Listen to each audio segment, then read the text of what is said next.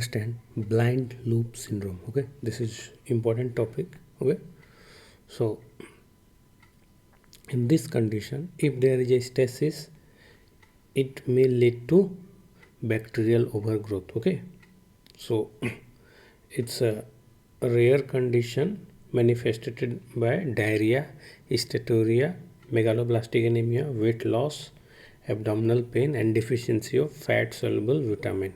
Okay, as well as neurological disorder. Okay, so the underlying cause of this syndrome is bacterial overgrowth in stagnant area because of the stricture and fistula, stenosis, or diverticula, like in jejunal or mitral diverticulum. There is a bacterial overgrowth because of stagnation. Okay, so under normal circumstance, the upper GI tract contains 10 to the power 5 bacteria per ml. Okay, so it's in upper GI. Remember, it's upper GI. Okay, mostly the gram positive, aerobe, and facultative anaerobe. Okay, these are the normal condition of upper GI tract. Okay, when there is a stasis, there is a excessive proliferation of aerobic, anaerobic bacteria, bacteroid, anaerobic lactobacilli, coliform, and enterococci. Okay, and if all these bacteria grow, they compete for dietary vitamin B12, and this will lead to deficiency of B12 and megaloblastic anemia. Okay, so how we can investigate this case? So there is an indirect test known as carbon 14 xylose or carbon 14 chyl glycine breath test. Okay, so these are the two indirect tests.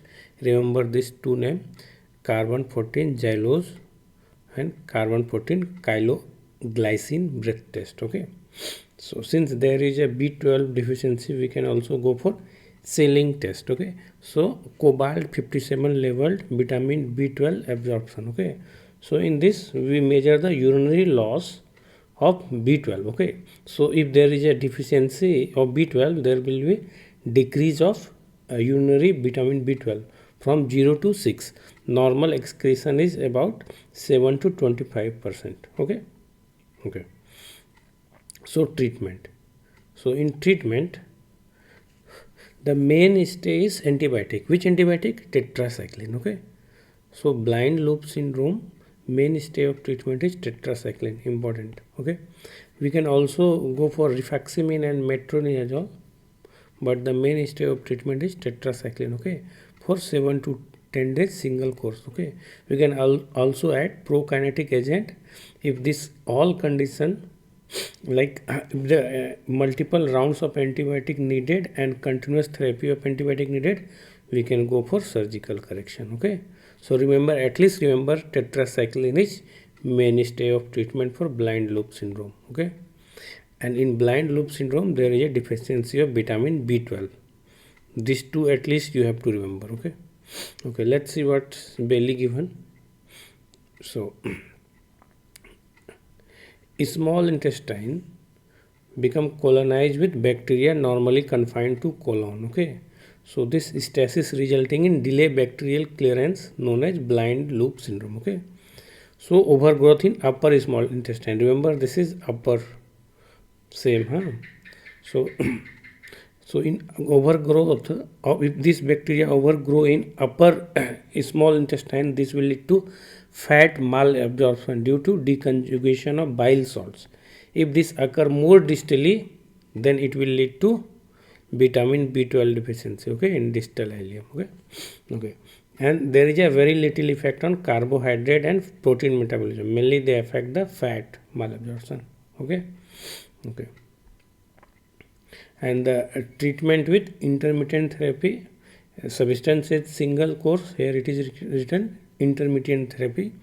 Oral antibiotic including metronidazole, ciprofloxacin, tetracycline, rifaximin. But treatment of choice will be tetracycline. Okay, and the definitive treatment is surgical if any anatomical abnormality.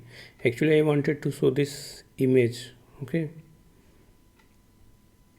so first is there are different types of blind loop syndrome. So first one is self-filling. You can see this is self-filling loop. So in this there will be deficiency, and this is self-emptying. Okay, so there will be no deficiency. Okay, and this is long afferent loop. This is loop is long, so this will also lead to stasis here. Okay, so this is seen in polyagastrectomy.